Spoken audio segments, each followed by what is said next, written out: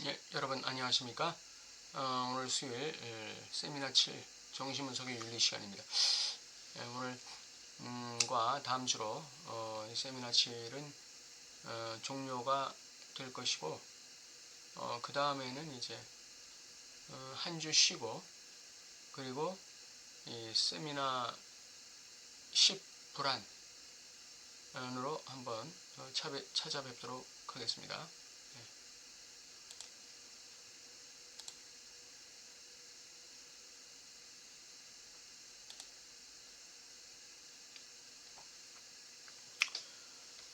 네, 오늘 정신분석의 윤리 마지막 부분의 내용인데요. 락강의 주의상스 대가의 지불이라는 제목으로 살펴보겠습니다.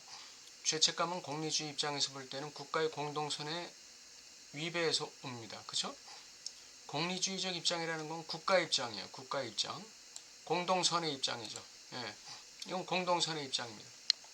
아리스토텔레스적 윤리의 입장이죠. 그런 입장에서 볼 때 죄책감이라는 것은 공리주의에 대한 위배예요. 국가의 공동선에 대한 위배죠. 그러나 정신분석적 입장에서는 죄책감은 어디서 옵니까? 욕망의 포기, 욕망의 양보, 욕망의 유예에서 오는 것이죠. 공동선은 우리 개인 주체의 욕망을 유예시킬 것을 강요하죠. 그러나 정신분석적 입장에서는 그 어떤 것으로도 개인 주체의 욕망이 유예돼서는 안 된다. 그 입장을 지키고 있는 것이죠. 우리가 선을 향하는 것은 누구의 이익을 위한 것인가요? 국가의 공동선을 위한 것인가요? 초월자를 위한 것인가요? 주체 자신을 위한 것인가요? 예, 낙강적 입장에서는 명백하죠. 주체 자신을 위한 것이죠. 선한 사람의 이름으로 심지어 다른 사람의 선한 이름으로 일하는 것은 죄책감뿐 아니라 모든 종류의 내적 재앙으로부터 우리를 보호하지 못합니다. 왜 그렇습니까? 주체의 욕망에 충실하지 못하기 때문에 그런 거죠. 선한 사람의 이름이라는 건 국가의 이름이에요. 심지어 다른 사람의 선한 이름이라 하는 것은 집권자의 이름이 되겠죠. 국가의 공동선의 이름이 되겠죠. 이렇게 산다는 것은 죄책감으로부터 우리를 보호하지 못해요. 그리고 모든 종류의 내적 재앙, 심리적 재앙에서 우리를 지켜주지 못해요. 정확히 말하면 신경증과 그 결과로부터 우리를 보호하지 못하는 것이죠. 분석의 의미가 있다면 욕망은 무의식적인 주체를 지지하는 것, 즉 특정한 운명에 우리를 뿌리내리고 그 운명이 빚을 갚을 것을 끈질기게 요구하는 것, 욕망이 계속 살아나고 되돌아오는 것을 표현한 것 외에는 다른 것이 아니다 그랬어요. 욕망은 무의식적인 주체를 지지하고 특정한 운명에 우리를 뿌리내리는 것입니다.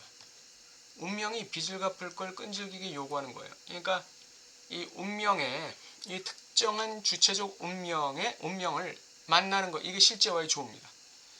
실제와 조우를 통해서 내가 주체적 운명이 나에게 요구하는 삶을 살지 못한 것에 대한 죄책감, 그 죄책감을 느껴요. 죄책감. 그게 진정한 죄책감이에요. 진정한 죄책감을 느껴야 돼요. 그리고 그렇게 살지 못한 것, 운명이 나에게 요구하는 삶을 살지 못한 것에 대해서 내가 애도해야 돼. 애통해야 되죠. 아주 그 뭐라 그럴까요? 아주 그 황골탈퇴해야 돼요. 아주. 그 다음에 거기에 대해서 분노해야죠. 내가 지금까지 나의 운명의 요구, 운명의 정한명령에 복종하지 않은 삶을 살았던 거에 대해서 분노할 줄 알아야 돼요. 분노해야 돼요. 그래야 욕망의 주체가 될 수 있는 것입니다. 영웅은 특별한 종류의 사람이 아닙니다. 평범한 사람이 느끼는 것, 즉 욕망 가운데 있는 증오, 죄의식, 두려움을 동일하게 느낍니다. 그럼에도 불구하고 욕망에 대해 양보하지 않는 사람이 영웅이 된다. 욕망에 대해서 양보하지 않는 사람이 영웅이 된다. 두 죽음 사이에 들어갈 수 있느냐 없느냐, 이것이 범인과 영웅의 판단 기준이죠. 안티고네와 클레온 두 사람 다 두 죽음 사이에 들어가지만 하나는 승화의 차원으로 들어가고 하나는 비하의 차원으로 들어갑니다. 그러니까 우리는 승화의 차원으로 들어가야겠죠. 필록테테스는 조국을 위해 죽겠다는 모든 흥분과 열정으로 가득 차 떠났고 10년간 섬에 버려졌는데 그를 처음 찾아온 네오프텔레메스라는 착한 청년은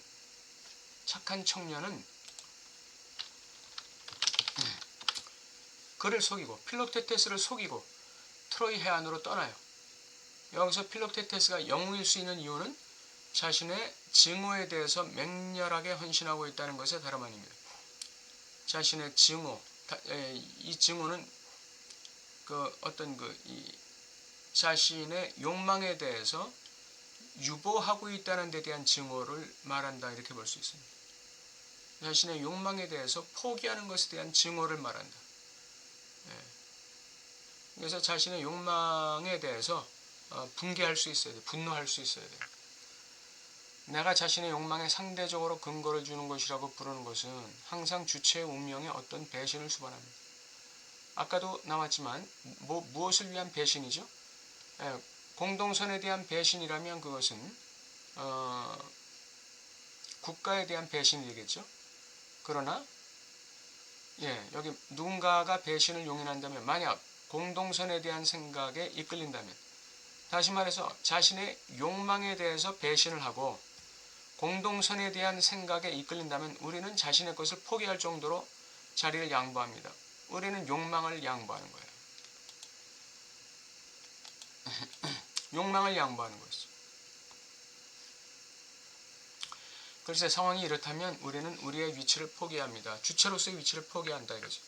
우리 둘 다 그다지 가치가 없기 때문에 자신의 그 주체적 입장에 대해서 가치를 두지 않아요.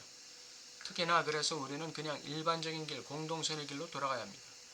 이것이 바로 주체의 욕망을 포기하고 공동선의 노예로 살겠다는 거예요. 공동선의 길로 돌아가야겠다는 것이죠. 이것은 정신분석의 윤리와는 상관없는 반대되는 윤리죠. 공동선의 윤리, 이거는 아리스토텔레스의 윤리입니다. 락강의 정신분석의 윤리와 정반대의 윤리죠.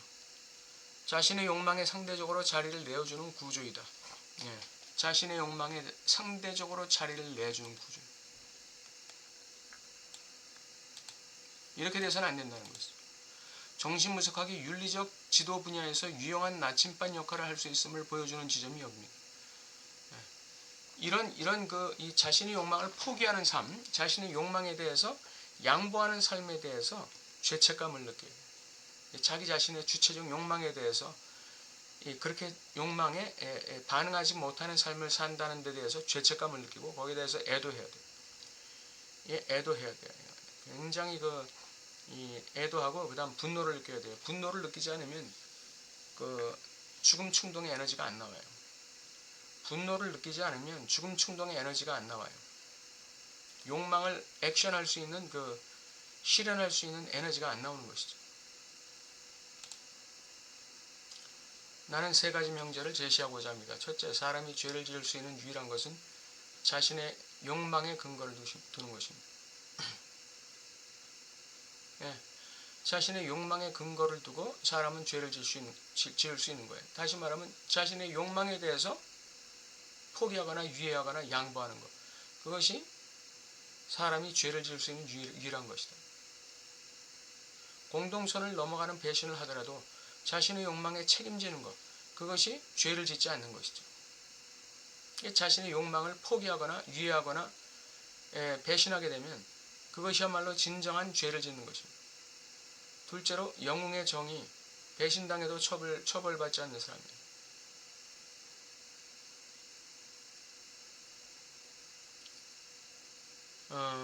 이것은 좀 중의적인 뜻을 포함하고 있는데, 공동선, 국가의 공동선을 했을 때는 처벌받을 수 있겠죠. 그런데 만약에 주체의 욕망이 국가의 공동선을 위배하지 않는다, 그럴 때는 처벌받을 수 없는 것이죠. 여기서 배신당해도라는 것은 아까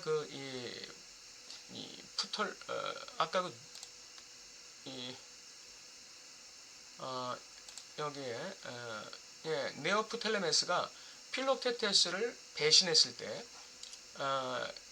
그래도 처벌받지 않는 사람이다. 여기 뜻이 좀 애매해요. 둘째, 영웅이라는 것은 배신당해도 처벌받지 않는 사람이라는 것은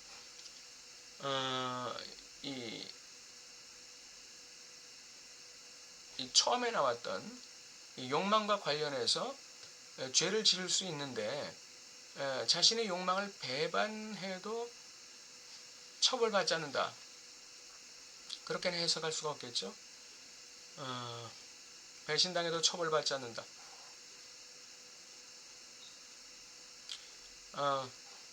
여기서 잠깐 막히는데 이건 보류하고 넘어가겠습니다. 셋째, 이것은 모든 사람이 달성할 수 있는 것은 아니다 그랬어요. 영웅의 길이라는 건 그것은 평범한 사람과 영웅의 차이를 구성하며 따라 생각보다 더 신비하다. 평범한 사람에게 거의 항상 일어나는 배신은 그를 재화를 섬기는 일로 돌려보냅니다. 평범한 사람에게 거의 항상 일어나는 배신은 그를 재화를 섬기는 일로 돌려보낸다는 거예요. 공동선으로 돌려보낸다. 다시 말해서 평범한 사람은 자신의 욕망에 대해서 항상 배신하는 일을 한다는 거예요. 그래서 공동선으로 돌아간다는 것이죠. 공리주의로 돌아간다는 거예요. 국가의 윤리로 돌아간다는 것이죠. 이게 평범한 사람이에요. 그리고 영웅은 그걸 반대로 다시 말해서 공동선 재화를 섬기는 일에서 자신의 욕망에 충실하는 것. 이쪽으로 넘어오는 사람. 이 사람이 영웅이라는 거죠. 그렇게 될 때 여러 가지 그 항상성이 뒤집히고 또 자신의 그 쾌락 원칙도 배신당하고 그럴 수 있겠죠. 그래도 처벌받지 않아요. 두 번째 배신당해도라는 것은 이거는 자신의 쾌락 원칙을 배신해도 자신의 쾌락 원칙이 배신당해도 처벌되지 않는다. 이런 의미가 되겠습니다. 인간은 항상성을 지향하고 쾌락을 지향하는 존재죠. 그래서 평범한 사람은 항상 그걸 유지하기 위해서 재화 섬기는 일에 충실해요. 다시 말하면 공동선을 추구하는 일에 성실하다 이거죠. 그러나 영웅은 뭐냐? 그럼 공동선을 섬기는 일로부터 자신의 욕망을 성취하는 일로 돌아올 때 거기에는 뭐가 있죠? 불안이 있는 것이죠. 두려움이 있는 것이죠. 그래도 쾌락 원칙이 유지되지 않는다 할지라도 그래도 처벌받지 않아요. 네 번째 명제는 욕망에 접근하기 위해 대가를 지불하는 데 도움이 될 수 있는 것 외에 다른 좋은 것은 없습니다.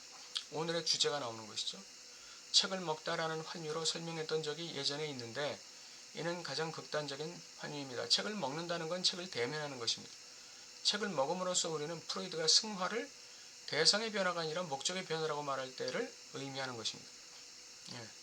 책을 먹는다는 것은 우리가 승화된다는 것을 얘기하는데 그 승화라는 것은 대상을 바꾸는 게 아니라 대상에 대한 목적을 바꾸는 것이다. 내가 책을 먹었을 때 책에 살이 된 것 이상으로 나는 책이 되지 않습니다. 왜 그래요? 책이 내 마음에 내 정신에 들어왔어요. 그러나 책이 내 정신에 들어온 것만큼 나는 책이 될 수 없는 거예요. 책이 가르쳐주는 그 정신을 나는 실천할 수가 없는 것이죠. 하지만 이 수술이 매일 일어나기 위해서는 대가가 치러져야 합니다. 책이 내가 된 것만큼 나 자신이 책이 되기 위해서는 대가를 지불해야 된다. 노력을 해야 된다. 뭔가 그 희생을 지불해야 된다 이거죠. 원하는 만큼 승화하십시오. 그러나 이 승화에는 무언가로 대가를 지불해야 된다는 것이죠. 그리고 이것을 락강은 주의상세라고 얘기합니다. 승화를 위해서 대가를 지불하는 것. 이게 주의상세. 승화를 위해서 대가를 지불하는 것. 나는 살 1파운드로 그 수술에 대한 비용을 지불해야 합니다. 노력해야 된다 이거죠. 대가를 지불해야 된다. 내 항상성이 깨지고 내 쾌락 원칙이 깨지고 불안이 작동되고 두려움이 있어도 그걸 대가로 지불하면서 노력해야 된다 이거죠. 그것은 자신의 욕망을 만족시키기 위해 지불하는 대상, 좋은 것입니다.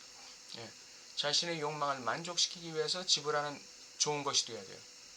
공동선을 만족시키기 위해서 지불하는 좋은 것이 아니라 자신의 욕망을 만족시키기 위해서 지불하는 좋은 것이에요. 이게 대가예요. 대가. 이것이 내가 여러분을 이끌고 싶었던 요점입니다. 본질적이고 충분히 보이지 않는 것에 약간의 빛을 비춰주기 위해서입니다. 사실상 종교활동이 있는 곳이 바로 거기입니다. 욕망을 위해 희생되는 그 좋은 것, 그리고 그것이 선을 위해 잃어버린 욕망과 같은 것을 의미한다는 걸 알게 될 것입니다. 예, 종교는 선을 위해서 뭔가를 대가를 지불하는 거예요.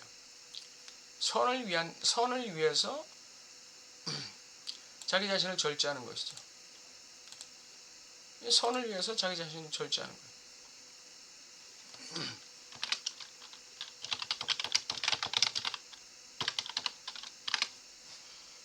선을 위한 절제, 이게 대가를 지불하는 것이죠. 이 종교에서는 이런 것이 있다는 거예요. 이 선을 위해서 나 자신을 절제하는 것이죠. 정신분석에서 욕망 만족을 위해서 내가 대가를 지불하는 것이나, 종교에서 선을 실천하기 위해서 내가 나 자신의 욕망을 절제하고 나 자신을 통제하는 것, 예, 그 같은 형식이다 이거죠. 그것을 1파운드는 바로 종교가 회복하기 위해 착수하는 것입니다. 그것은 모든 종교의 동일한 단일 특성입니다. 유네리 트레. 그것은 종교의 전체 의미와 함께 모든 종교와 공존합니다. 제사장, 기독교에서 이제 옛날 이 구약 시대에 유대교에서 제사장은 동물 희생의 제사를 먹죠. 근데 그 목적은 자기 배 채우려고 하는 게 아니라 숭고한 욕망에 접근하는 것입니다. 즉 성도는 살아서 다른 사람을 위해 돈을 지불합니다. 예. 돈을 갖다가 돈이라는 대상을 바꾸는 게 아니라 돈의 목적을 바꾸는 거죠. 돈의 목적. 돈이란 대상을 다른 거로 바꾸는 게 아니라 돈을 벌어요. 근데 그 돈이라는 것을 버는 목적을 바꾸는 것이죠. 예? 아까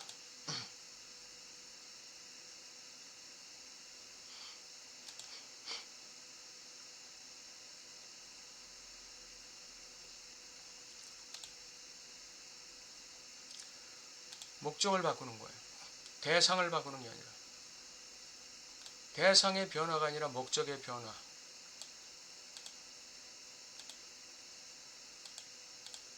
예. 목적을 바꾸는 것입니다. 성도는 살아서 다른 사람을 위해 돈을 지불합니다. 성도의 본질적인 요소는 고통의 형태로 지불된 대가를 두 가지 극단에서 소비합니다. 고통의 형태로 지불된 대가를 두 가지 극단에 소비해요. 하나는 하나님을 위해서 소비하는 것이고, 소위 말해서 하나님의 영광을 위해서 소비하는 것이죠. 또 하나는 자신의 욕망을 위해서 지불하는 거예요. 이 욕망이 어떤 욕망이죠? 사랑의 욕망, 사랑의 욕망.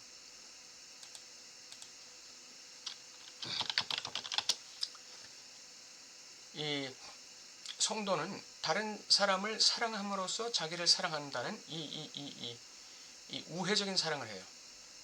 이 타인을 사랑함으로써 자기를 사랑하는 것이죠. 그래서 타인을 사랑함으로써 한편으로는 하나님을 사랑하는 걸 증명하고, 그 다음에 자기를 사랑하게 되는 것이죠. 이게 두 가지 극단에서 이 고통을 지불하게 되는 거예요. 종교적 영웅주의의 마지막 개척지이기도 합니다. 예. 오늘 락강이 말하는 쥐상스라는 것은 승화를 위해서 대가를 지불하는 것이다. 이것을 쥐상스라고 얘기했다는 점을 이 공동성과 주체의 욕망과의 대비를 통해서 오늘 설명하고 있는 것이죠. 예, 다음 시간에 마지막 세미나 7 마지막 시간으로 뵙도록 하겠습니다. 감사합니다.